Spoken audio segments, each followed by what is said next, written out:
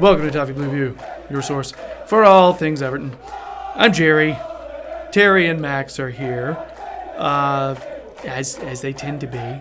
Let us begin with the Fulham preview. They're sitting 15th. All right, we are not much farther ahead. They recently beat Millwall this week, 3-1 in the Carabao Cup, the League Cup. And they drew with Watford and they lost to City 3-0. Kind of a strange start with it for them. Pretty inconsistent. What's that like? So we can talk about a possible lineup here in a little while. But Terry, you want to go into a little bit of the who you think people we maybe need to worry about that are on their side? Yeah, I mean, they've bought loads of new players, so you don't really know what to expect from a lot of them. I mean, the obvious one is Ryan Sessegnon. Everyone sort of raved over him coming into the league from the Championship, and he is a good player. But see, for me, the biggest problem we're going to have, I think, is going to be someone like Mitrovic. Now, he's not the type of player who'd strike fear in the hearts of every team, but the way we are at the minute, the way we're quite weak on set pieces, and we're losing a lot of aerial duels with opposition strikers, a big, strong centre forward who's good in the air like that and can put himself about a bit. We saw what Arnautovic did to us when we played West Ham, and he's probably going to be a problem that we're going to have to deal with. So he'd probably be the main one for me. Yeah. It's hard not to write down their leading goal scorer. That's the first name I wrote down. Mitrovic, he's got 5 this season already. And so many of them are in the air with his noggin, you know? So, and that was a problem earlier in the season. I will say last game, did we give up a header last game? I don't think so. It was a change. Instead, we just gave up weak. Michael Keane came back though. Yes, come back, that was a big part of that. I honestly think if we're going to tame Mitrovic, a big part of that's going to be a big performance from Michael Keane. But it's funny because when I look at that Fulham side, they brought in so many, they brought in a good standard of player from across Europe that you wouldn't necessarily expect to join a club that's just been promoted. So there seems to be a real kind of positive movement going on at Fulham, to be honest. I've always been a big fan of Andre Schürrle for a long time. And who else have they brought in? The likes of Luciano Vietto, Seri from Nice as well, who was at one point linked with Barcelona. So, I caught their game against Watford, and they played some lovely football. And I mean, obviously, home advantage counted. We are going to have to be wary of their threat. Yeah, they brought in Mawson as well, who hasn't really played as much, I don't believe, because he kind of started the season injured, I believe. And he did play last week, I believe, but I think the thinking here is that he will not play this match. There is a doubt about him playing. I think we'll see, judging from all the research that I've done, Bettinelli will be starting in goal. Fosu Mensah, who I think we're familiar with. Odoi starting beside possibly Tim Ream. U.S. international Tim Ream. Hey, they're still around. That's crazy. He had been injured as well. Apparently, he's a pretty good settling factor on their defense. He's the fact that Fulham supporters actually value him. That's awesome. Yeah.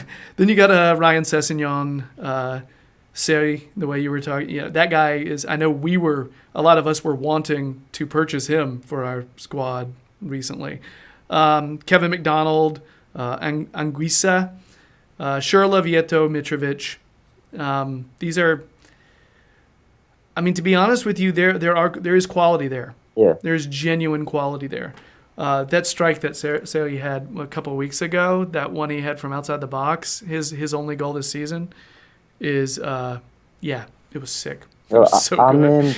I'm meant to be doing an interview with someone from Fulham Focus, which is a Fulham fan group, at some point tomorrow morning, and they sent questions over to me just to get a bit of an opposition view themselves, and they included a stat that shocked me really, and I'll just read it for you, and you know what's going to happen. Fulham have not picked up a point at Goodison since 1959. We know what that means. That sucks. Yeah. Oh, why would they do that? Because they know about us. They know stuff like that. We give in to that. Yeah. We're going to Everton it, aren't we? Yeah. Now I changed my prediction. Damn it. Because I learned. I've learned my lesson. Shit. Oh my gosh. So yeah, I did see where they haven't had a lot of success at Goodison, but I didn't know it was like that. Oh man. So that does take us into prediction time. We need to address that. Terry, where do you see us going with that? I think we'll win. I think showed enough in the last game to show that there's I think we were dead unlucky not to win. In fact, we were dead unlucky to not get anything. And I don't think it was a performance that deserved a defeat. I think we'll win. I think it'll be 2-1. I can definitely see them scoring. I can't see us keeping a clean sheet with the likes of Mitrovic and whatnot. But I'm going to say 2-1. I think we'll have a little bit too much for them in attack, but they'll definitely score as well. Max, what do you think? Yeah, I'm feeling a 2-1 myself, to be honest. I think they've just got too much quality to keep quiet, really. Particularly, as Terry mentioned, that the aerial battle that coming up against Mitrovic. Hopefully the attack turns up and we aren't as wasteful as we were against Arsenal. But yeah, 2-1 win, routine. My initial pick was 2-0 that we would win. That's what I wrote down right here. And then you told me that stat, and now I'm feeling like I just need to flip-flop like crazy and call 2-2 draw. Okay? Because that's, I don't know. We have, I hate to make Everton a verb. You know what I mean? Yeah. Yeah. Honestly, though, I want to stick to my principles, not change. I'm going to say 2-0 Blues. Stick with it and try to defy the stats and try to change my mentality. Max has been wagging his finger about our negative viewpoint, way of thinking when it comes to Everton. He wants to just shed that, so I'm shedding it. Well done. This is for you, Max. I'm going to be wrong for you.